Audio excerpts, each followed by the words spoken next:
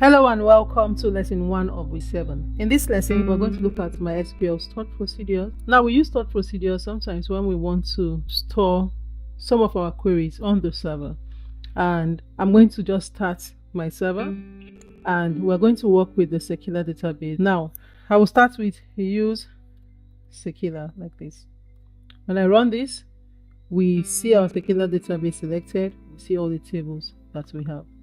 Let's say, for instance, I want to select all from customer. When I run this, I'll see all of the different customers.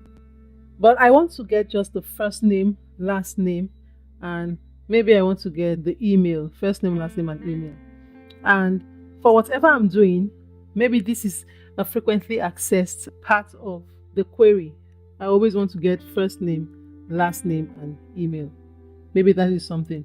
And this makes it even easy for retrieval. That's one of the advantages. But the funny part is there are other advantages and there are also disadvantages of this, especially when you have many stored procedures. I want you to research stored procedures, what the advantages are, and see if it applies to the system that you are building and the frequency of retrieval of your query. So this basically just stores the query on the database server for later execution. And so we come here to create a stored procedure. But before then, when we take a look at the schemas and we select SQL here, we have the tables, we have views, we have stored procedures. Stored procedure, we have film in stock, stored procedure. We have film not in stock, and we have rewards report. We use the create procedure statement like this. Before we create the procedure, we want to define a delimiter. And we define delimiter by deciding what we want to use that is not the semicolon. So we're doing this to change what the delimiter originally is. So I can use 2/ as my new delimiter, or I can use $, whatever you use. Let's say $2 like this as my delimiter. And then I'll say create procedure, and I'll give the procedure a name. Let's say get customers. And this procedure is one that will not take any argument. Then I will begin. And what statements I want to use for this is to say select. I want to get just the first name. I want to get the last name and the email of the customers. And let's say I want to frequently call first name, last name, email. I want this query stored on the server. So this is the query I want to have. But let's say I even want it ordered also. Let's say order by first name. I want it alphabetically in ascending order by first name. Once I do this and I'm done with all my query, I have to use end, and I'm ending the delimiter I used, and then I will now redefine my delimiter to be back to using the semicolon as a delimiter like this. I will explain this for you again. Creating the stored procedure is just like you're creating a function or a method. In MySQL, we use the create procedure method to create a stored procedure. And because by default we use a semicolon to terminate statements, and our stored procedure might have series of semicolon in the statement, we want to change what the delimiter is from semicolon. In MySQL, we use delimiter and then a new character that we want to use as a delimiter to change it from semicolon so that we can write our query without the fear of semicolon and breaking the query. We start by changing delimiter by saying delimiter, and I want it to be $2 to be a delimiter. So if it doesn't see $, I am not at the end of the statement yet. So it's no longer semicolon like my SQL knows. Then I use create procedure. You can use if not exist also. And I gave it a name, get customers. We can make it in lowercase, which is better. It takes parameters in the parentheses, but we're going to look at that in the next lesson. But let's say I'm doing get customers. And what I want to do is that from the customer table, I want to just get the first name, last name, and email sorted in alphabetical order by the first name. And then once I'm done with my query, I'll put end $delimiter. So this now stores this query on the server. And when I run this, it will store the new stored procedure if all is well. And when I refresh this, I should have a new stored procedure here, get customers. Now this does not take parameters, so if I want to call it, all I need to do is to write the statement call and the name of my stored procedure, which is get customers. And it has no arguments in the parentheses. So let's say get procedures. We're done with this. Let's comment it out. And then I'm going to call get customer like this. And when I run this, it should display what I want: first name, last name, email. So every time I want to get the first name, the last name, the email of a customer sorted by first name in ascending order, I only just call get customers like this. But we just created a basic stored procedure that gives us only what we want from the customer table. Gave it a name. We can always call get customers, and this is how we use stored procedure to make our query easy, to make us store queries on the server, and it makes the ease of retrieval. And we created a stored procedure that do not take arguments in the procedure call. We want to go further in looking at how to create more complex stored procedures and how to supply arguments when these procedures are created with parameter definition. We had a stored procedure called get customers, and we said that to create a stored procedure, we use the create procedure statement in MySQL. But before we start, we want to look at the different modes that we have. We have something called the in mode when we create stored procedure with parameters, and when we have the in parameter, which is usually the default, the calling program must pass an argument to the stored procedure, and the value of that in parameter doesn't change, and when we make changes, it applies to the copy of it. We have the out parameter, or the out mode, in which the parameter can be changed inside of the stored procedure, and the new value now is passed back to the calling program. Then we have the in out, which is the combination of in and out, and what it is that the calling program may pass the argument, and the stored procedure can modify the parameter and pass a new value back to the calling program. So it won't make sense now until we get an example done. Let's look at the address table, for instance. Let's say select all from address. In this address table, we have address, and the address has district. Let's say we want to create a stored procedure where we always select from the address where the district name is a particular name that will be supplied by the calling program. So how do we do this? We first change the delimiter. I can use all uppercase, which is best, and I want it to be, let's say, // like this. Once I change that delimiter, I want to now create the stored procedure. So create procedure, and I want to give it a name. Let's say the name is get address by district, and in the parentheses I want to define the parameters. I want to use the in mode, and what I want this to be is the district name, which is the argument that I want the calling program to supply, and I want to define the length for this. So varchar, let's say 150. So I've done this. I have created a stored procedure called get address by district, and then I have added a parameter. I use the in mode. So when it is called, an argument must be supplied, which should be a district name. So let's begin. And then what I want to do is to say select all from address, and I'll say where district, which is the column name, is equal to district name, which is the parameter. So the name must match like this. So because I defined the parameter as district name, I want this to be district name like this. Once this is done, I will end, and then I'll redefine the delimiter back to what it's supposed to be, which is semicolon. I'm done. So we create a stored procedure called get address by district, and we want to supply an argument called district name. So let's say we call this like call get address by district like this, and in the parentheses let's look for the district. So let's say we have California. So let's say I want to say California. So this should give me all of the address in the address book where the district is California. So every time I call the stored procedure, I must supply the argument. And so when I run this, so I'm going to comment this out because I don't want it created a second time. And I'm going to try to run this. So in the future, try to create your procedure first before you try to test it by calling.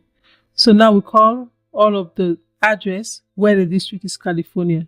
We can change this to put another district. I think I saw one called Central Luzon. I hope that's what I saw. And when I run this now, I'm going to have all of the address where the district is Central Luzon.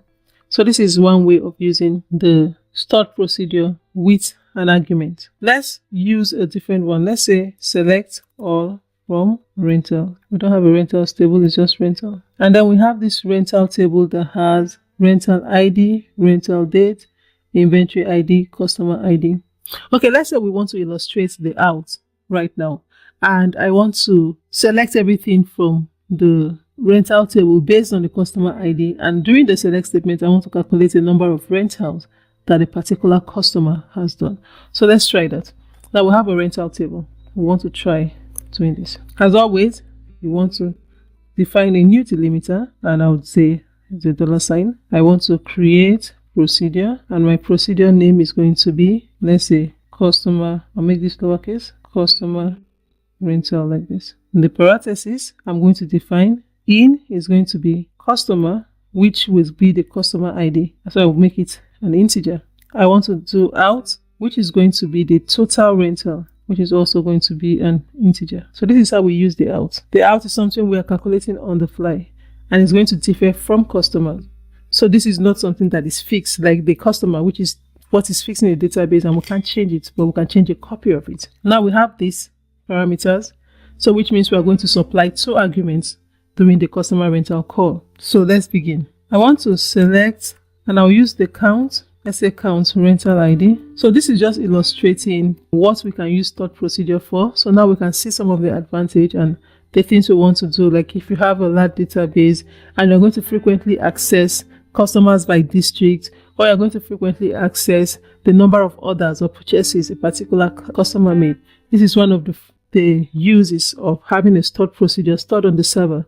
So what you do is to make a call to the stored procedure and that amount, so you don't bother running queries anymore. So this is one of the advantage that we can see with using stored procedures. So we say select count rental ID. I want to select it. I want to store it into total rental. And where are we selecting this from? The rental table. And we want to say where the customer ID is equal to the customer that the user will supply in the argument, like this. So let me break this so you can see. So we have it. Select the total rentals and store it in the total rental column, or what is going to be supplied in the argument. We're selecting this from the rental table where a customer ID is equal to the customer here, which means the argument passed by the user.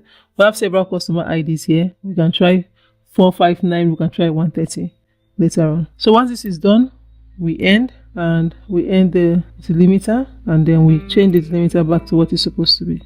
So we have this defined. We created a delimiter, we created stored procedure customer rental, we defined the 2 parameters it will take, customer and total rental. Total rental is out, which means that it's going to be created on the fly. The value is going to change based on what is supplied as the customer ID.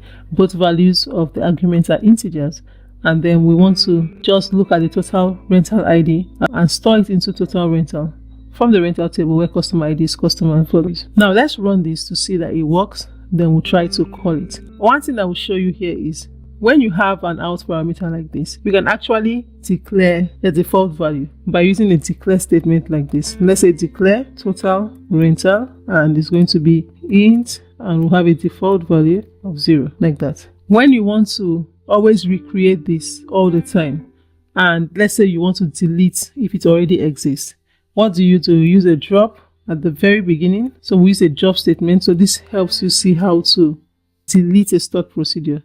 So you say drop procedure, and then we'll put if exists, and then the procedure name, which is customer rental. So you don't need to put this at the beginning, but as we're testing, we always want to recreate in case we change the code or the create procedure code. We want to drop and recreate it, but this is not what you will use in your program. I am just trying to show you how to delete a stored procedure. So because we are going to be using this frequently, and I want to always recreate it in case we change the definition of the stored procedure, we want it to take effect. So I want to delete the old one and put in the new one, like this. So the drop statement is not necessary. It only shows you how to delete the procedure. So let's run this. If all is well, it's created. We run this. We have a stored procedure called customer rental. So I'm going to comment this out, and let's see how do we use it. Now this is a little tricky. We use call, and then we're calling customer rental, and now we have the 2 arguments. The first one is the customer ID. Let's say we have a 33. For the second one, we have to pass like a session value, which is at, and the at is what? The name is total rental, like that. And then what we want to do, we want to select, we use a select statement, select at total rental for us to see the total rental of that customer. So calling this is a little tricky. When I run this, we have it. Total doesn't exist for this. Let's use 150. The total still doesn't exist. So it's giving us null. So let's see why. Okay, this might actually have to do with the declare total rental and the default is 0 that I used there. So let's rerun this and see. I'm going to uncomment this, and then we're going to drop, and then we're going to recreate that, and then we're going to call that. So I'll run. We have the drop. I'll remove the declaration, we run again, and then we have that total 25. So the declare statement there is just an example to show you how you can set the default value, but you see it affected us being able to call what the total is for the customer. Once I select our total rental, we get that. Okay, so this is how we use that. If I say number customer with ID 33 and I run again, we have a total rental of 21.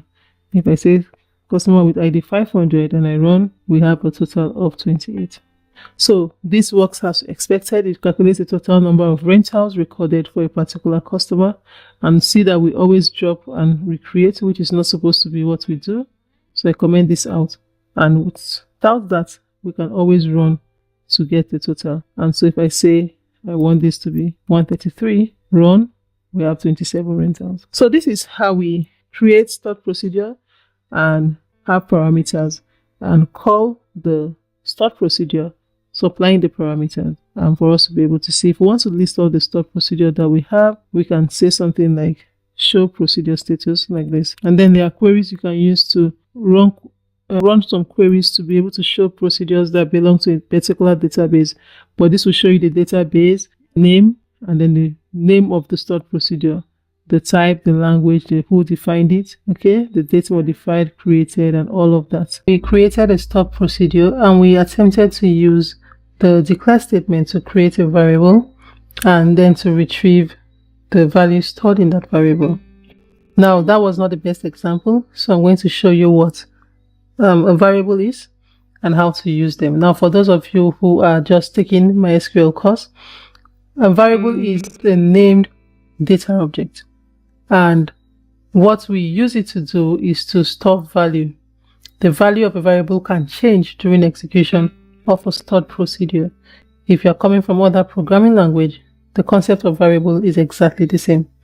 Now, in MySQL, what we use variable to do is to store values that will change frequently based on what is going to be supplied. So if we want to declare a variable inside a stored procedure, we use the declare statement like we saw in the last lesson, and I'm going to do just that. So let's say we want to create the customer rental stored procedure. Let's recreate it.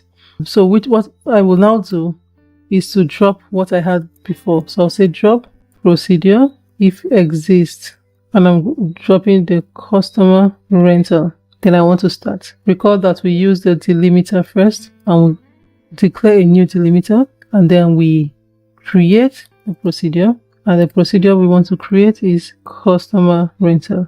And then in the parentheses, I don't want to do it like I did it the last time in the previous lesson.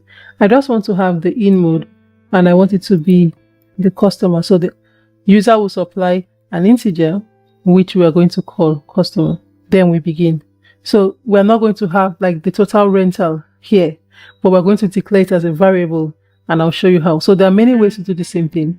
You just have to know what works better and what is optimized for better performance.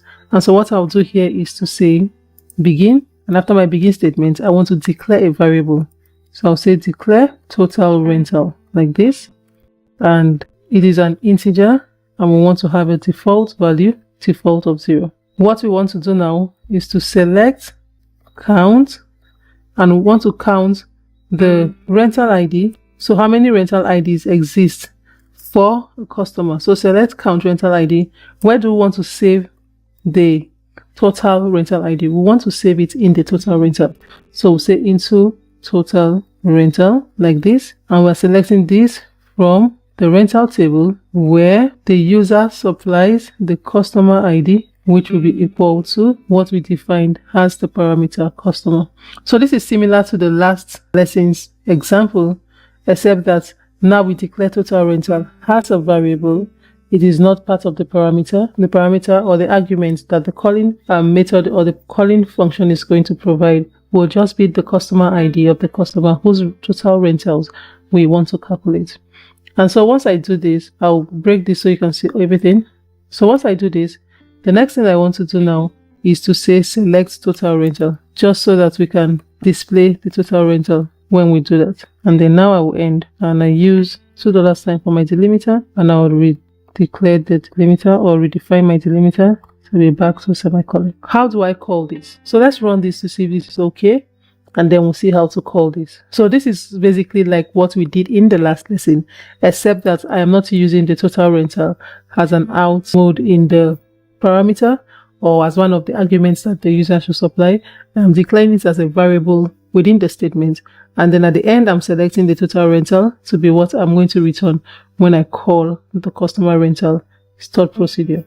And so when I run this created, I want to comment this out, and then I'm going to use the call statement. So I want to call customer rental, and in the parentheses, let's say I want to call customer with the ID of 150. If all is well, I should just get the total rental for a customer whose ID is 150 and I have a total is 25. If I get the one of 33, I run, I get it as a total of 21. So this is how we use variables in stored procedure in MySQL. Now there are several other topics like how we handle errors in stored procedures, signal and re-signal statements. We have the if statements, we have the case statements, how to loop, use the leave statements. We have things like SQL cursor, stored functions, stored object access control. We have how to show errors and warnings, and we also have a topic SQL triggers and indexes. This is where we end this lesson.